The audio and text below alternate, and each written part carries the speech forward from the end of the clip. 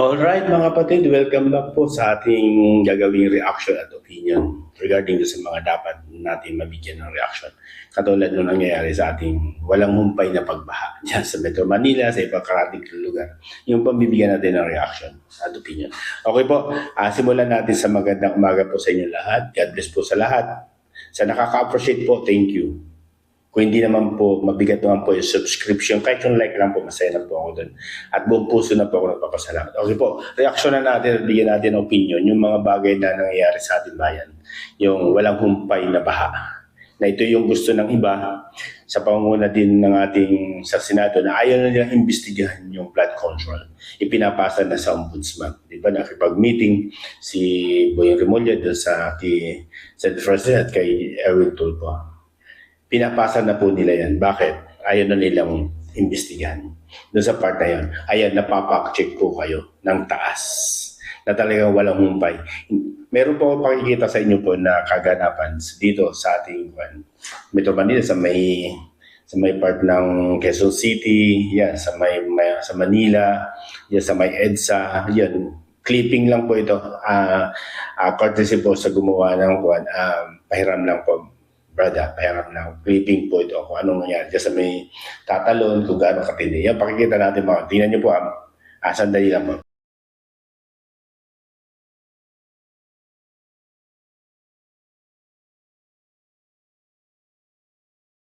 Libre to ditigan. Ngayon, kung meron kayong mga pork barrel dyan, i-donate nyo na lahat sa DPWH.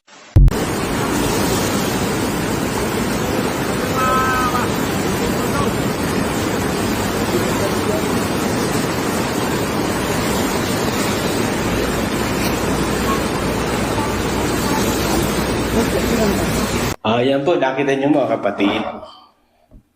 Ang mga clippings lang diyan sa may Manila, sa may EDSA, di ba?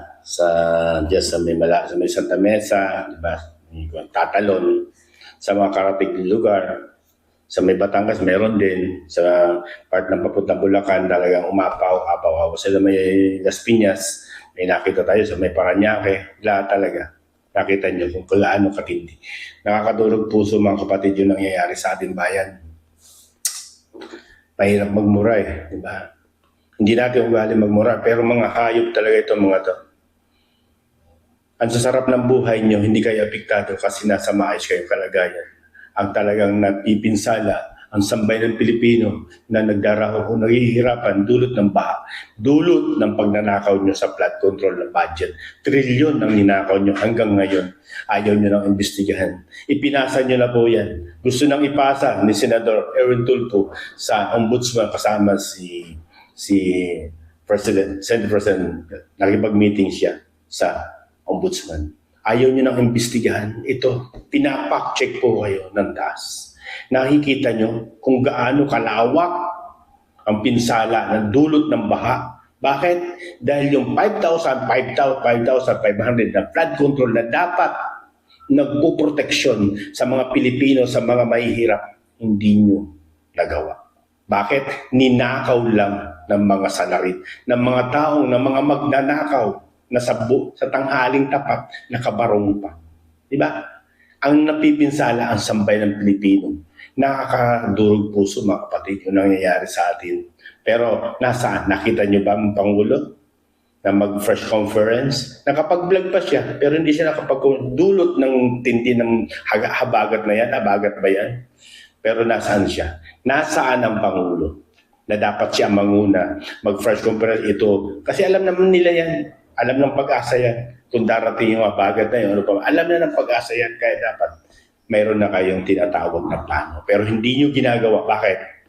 Mapapak-check po kasi kayo. Matatanong uli kayo dyan sa part na yan dahil dulot ng baha na yan. Iyon ang opinion ko na iniiwasan yung matanong sa inyo. Kaya nakakalungkot mga kapatid, yung ganitong klaseng pamunuan o itong klaseng administrasyon na to. Walang ginawa, kundi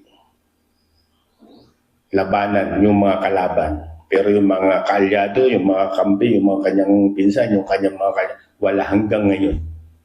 Nakulong ba sila? Hindi.